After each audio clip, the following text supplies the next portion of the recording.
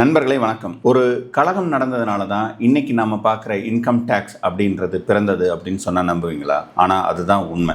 அதை பற்றி தெரிஞ்சுக்கணும் அப்படின்னா இந்த வீடியோவை ஸ்கிப் பண்ணாமல் பாருங்கள். இது மாதிரியான மிகவும் பயனுள்ள வருமான வரி மற்றும் நிதி சார்ந்த விவரங்களை பற்றி தொடர்ந்து தெரிந்து கொள்ள நம்மளுடைய சேனலை சப்ஸ்கிரைப் பண்ண மறக்காதீங்க. இப்போ நம்ம கதைக்குள்ளே போகலாம். 1857ஆம் ஆண்டு மங்கள் பாண்டே நடத்திய சிப்பாய் கழகம் நாம வரலாற்றில் படித்திருப்போம். ஆனால் அதற்கு பின்னாடி வேறு சில விவரங்கள்லாம் இருக்கு அப்படின்றத நம்ம கவனிக்க மறந்துருப்போம். அந்த சமயத்துல சிப்பாய் கழகம் நடந்த போது இந்தியாவெங்கும் அது பரவி பல இடங்களில் அது பெரும் போராட்டமாக வெடித்தது. ஸோ அதன் விளைவாக பிரிட்டிஷ் அரசாங்கத்துக்கு மிகப்பெரிய அளவில் பொருளாதார சேதம் ஏற்பட்டது. அப்போ அந்த சேதத்தை எப்படி ஈடுகட்டுவது அப்படின்னும் போது சர் ஜேம்ஸ் வில்சன் அப்படின்ற ஆங்கில அதிகாரி ஒரு யோசனையை முன்வைத்தார். அவருடைய யோசனை என்ன அப்படின்னா, மக்களிடம் வருமான வரியாக இதை திரட்டுவோம் அப்படின்னு சொல்லிட்டு மக்களுடைய வருமான வரம்பை தாண்டி சம்பாதிப்பவர்களிடம் இருந்து அந்த கூடுதல் வருமானத்தை இருந்து நாம ஒரு வரியை பிடித்துக் கொள்வோம் என்று அவர் ஒரு ஐடியாவை முன்வைக்கிறார். 1860 பிப்ரவரி மாதம் இந்த ஐடியாவை முன்மொழிகிறாரு. அதே ஆண்டு ஜூலை மாதம் 24ஆம் தேதி நடைமுறைக்கு வருது. இப்படித்தான் இன்கம் டேக்ஸ் இந்தியாவில் பிறந்தது. ஓகேங்களா? ஆனால் இன்று நம்ம பார்க்கிற இன்கம் டேக்ஸ் அண்ட் அதோட ஸ்லாப் உருவாக ஆரம்பிச்சது 1961ஆம் ஆண்டு ஏப்ரல் மாதம் 1ஆம் தேதி. ஸோ அது பாராளுமன்றத்தில் சட்டமாக அமலுக்கு வந்தது. அப்போ அதுல இருந்து தான் நம்ம இப்ப பார்க்கிற இன்கம் டேக்ஸ் அப்படின்றது நடைமுறைக்கு வந்துகிட்டு இருக்கு. ஸோ இதுல நிறைய மாற்றங்கள் இப்ப ஏற்படுத்திக்கிட்டே இருக்காங்க. ஒவ்வொரு காலகட்டத்திலையும் ஏற்படுத்தியிருக்காங்க. இப்ப சமீபத்தில் நியூ ரெஜிம் கொண்டு வந்திருந்தாங்க. இந்த வருமான வரி எதற்காக ஏற்படுத்தப்பட்டது? இந்த வருமான வரியை வைத்து அரசாங்கம் என்ன செய்கிறது? வரி விதிப்பில் 2 வகையான வரி விதிப்புகள் இருக்கின்றன. நேரடி வரி விதிப்பு, இன்னொன்று மறைமுக வரி விதிப்பு. இந்த நேரடி வரி விதிப்பு என்பதுதான் மக்களிடமிருந்து வசூலிக்கப்படுகிற இன்கம் டேக்ஸ். மறைமுக வரி விதிப்பு என்பது நீங்கள் வாங்கும் அந்த பொருட்களுக்கு விதிக்கப்படும் வரி. ஜிஎஸ்டியா நம்ம பார்க்கிறோம் இல்லையா? ஸோ அது உங்களுக்கு கண்ணுக்கு தெரியாத வரி. நம்ம ஒரு பொருளை 10 ரூபாய்க்கு வாங்குவோம். ஆனால் அந்த 10 ரூபாய்க்குள்ள 18% ஜிஎஸ்டியா இருக்கும். இந்த மறைமுக வரி தான் மிகப்பெரிய அளவில் நமக்கு வருமானத்தை கொண்டு வந்தாலும் அந்த வரி விதிப்பு அப்படின்றது போதாது அப்படின்ற காரணத்தினால தான் வருமான வரி விதிப்பு அப்படின்றத கொண்டு வராங்க. இந்த வருமான வரி விதிப்பு மிக முக்கியமான நோக்கம் என்பது இந்த எக்கனாமிக்கல் இன்இக்வாலிட்டியை சரி செய்யறது. பணக்காரரிடம் மிக அதிகமான பணம் தேங்கி நிற்கும், ஏழைகளிடம் அந்த அளவிற்கு பணம் இருக்காது. அண்ட் நடுத்தர மக்கள் ஒரு போராட்டத்தில் இருப்பாங்க. அப்போ இந்த வரி விதிப்பின் மூலமாக அந்த ஈக்குவாலிட்டியை உருவாக்க நினைக்கிறது அரசாங்கம். அதனால்தான் மிக குறைந்த வருமானத்தை சம்பாதிக்கக்கூடியவர்களிடம் வருமான வரி என்பது இல்லாமல் இருக்கிறது. இப்போ நம்மளுடைய நியூ டாக்ஸ் ரெஜிம்ல 4 லட்சம் வரை வருமான வரி என்பது கிடையாது. 4 லட்சம் முதல் 8 லட்சம் வரை 5% வருமான வரி, 8 முதல் 12 லட்சம் வரைக்கும் 10% வருமான வரி, 12 லட்சம் முதல் 16 லட்சம் வரை 15% வருமான வரி. அப்போ இந்த ஸ்லாப் எல்லாம் பார்த்தீங்க அப்படின்னா மத்தியதர வர்க்க அவங்க ரொம்பவும் வரி விதிக்கக்கூடாது, அதே சமயத்தில் அவர்களிடம் இருந்து வருமான வரியும் வாங்காமலும் இருக்கக்கூடாதுன்றதுக்காக ஒரு பேலன்ஸ் பண்ணி இதை கட்டமைச்சிருக்காங்க. ஸோ இது அப்படியே தானே அடுத்த கட்டத்துக்கு போகுது. 16 லட்சம் முதல் 20 லட்சம் வரை 20% வரி விதிப்பு, 20 லட்சம் முதல் 24 லட்சம் வரை 25%, 24 லட்சத்துக்கு மேல் 30% வரி விதிப்பு. அது எத்தனை கோடியாக இருந்தாலும் 30% தான் நம்மளுடைய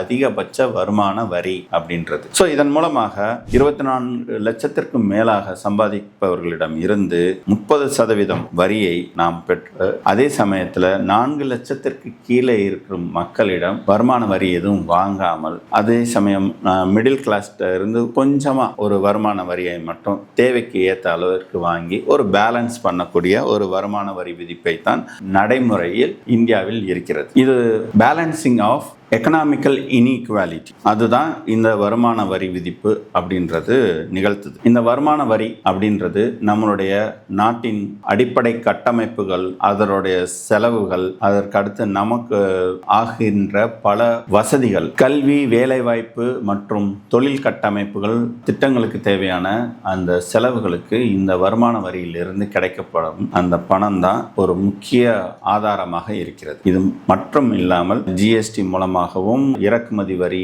ஏற்றுமதி வரி இவற்றின் மூலமாகவும் நமக்கு ஒரு வரி கிடைக்குது. அது போக வேல்யூ ஆடட் டாக்ஸ்ன்னு சொல்லப்படக்கூடிய வேட்டும் இன்னமும் நடைமுறையில் இருக்கு. ஸோ அதுலேயும் நமக்கு வருமானம் கிடைக்கிறது. ஸோ இந்த வருமானங்களை எல்லாம் வைத்துத்தான் ஒரு அரசாங்கம் தன்னுடைய மக்களுக்கு தேவையான அனைத்து சேவைகளையும், உள்கட்டமைப்புகளையும் அண்ட் இராணுவம், எதிர்காலத்துக்கு தேவையான முதலீடுகள் எல்லாவற்றையும் செய்கிறாங்க. அப்போ வருமானம் சம்பாதிக்கக்கூடிய அனைவரும் வருமான வரி கட்டியாக வேண்டும். வருமான வரி கட்டுறதுக்கு நமக்கு ஒரு சங்கடம் இருக்கலாம். ஆனால் இதை மற்ற நாடுகளுடன் கொஞ்சம் ஒப்பிடும்போது நமக்கான வரி விதிப்பு என்பது மிக குறைவுதான் என்பதை நாம் புரிந்து கொள்ள வேண்டும். இப்போ உலகத்தில் நம்ம நாட்டில் 30% வரைக்கும் அதிகபட்சம். அதுவே உலக நாடுகளில் சில குறிப்பிட்ட நாடுகள் நான் சொல்கிறேன், அந்த நாடுகள் எல்லாம் பார்த்தீங்க அப்படின்னா மிக அதிகபட்ச வரியை விதிக்கிறார்கள். அதில் நம்பர் 1 இடத்துல இருக்கிறது ஐவரி கோஸ்ட் 60%, ஃபின்லாந்து 57.3%, ஜப்பான்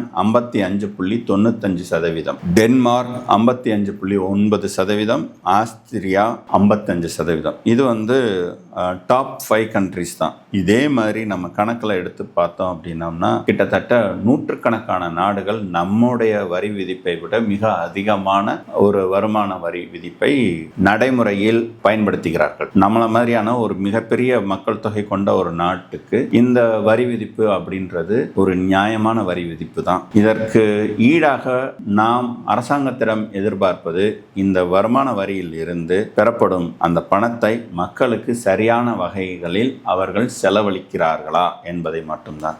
அதை கண்காணிப்பது யார்? அதை நாம தான் கண்காணிக்கணும். எப்படி கண்காணிப்பது? நாம் அரசாங்கத்திற்கு தொடர்ந்து கேள்விகள் எழுப்புவதன் மூலமாக இந்த கண்காணிப்பை நாம் நிகழ்த்தியாக வேண்டும். ஸோ அந்த பொறுப்பு நமக்கு இருக்கு. அரசாங்கத்தின் இந்த வரி விதிப்பை சட்டை செய்யாமல் இருப்பதோ அல்லது அந்த வரி விதிப்பை கட்டத் தவறுவதோ நிச்சயம் அது சட்டப்படி குற்றம் மட்டுமல்ல, கூடுதலாக தார்மீக குற்றமும் கூட.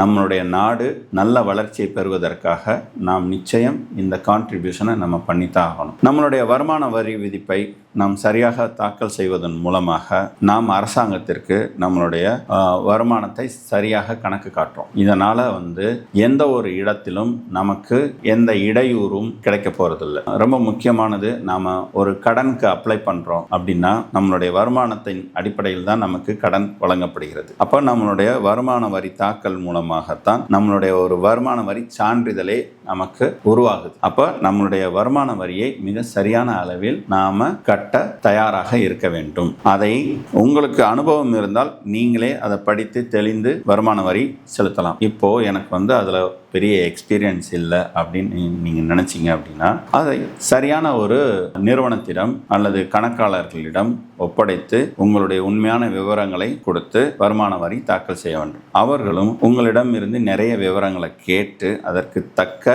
ஒரு தாக்கலை செய்வார்கள். அதில் ஏதாவது ஒரு நோட்டீஸோ கொரியோ வந்ததுன்னா ப்ரொஃபஷனல்ஸ் என்ன பண்ணுவாங்க அப்படின்னா அந்த கொரிக்கு சரியான ரெஸ்பான்ஸ் பண்ணி உங்களுடைய கொரியை சால்வ் பண்ணியும் கொடுப்பாங்க. ஸோ அது மாதிரியான சேவைகளைத்தான் இன்டாக்ஸ் சேவை செய்யுது. உங்களுடைய வருமான வரி தாக்கல் செய்யணும்னு நீங்கள் நினச்சிங்க அப்படின்னா கமெண்ட் பாக்ஸில் ஐடி ஃபைலிங் அப்படின்னு சொல்லிட்டு கமெண்ட் பண்ணுங்க.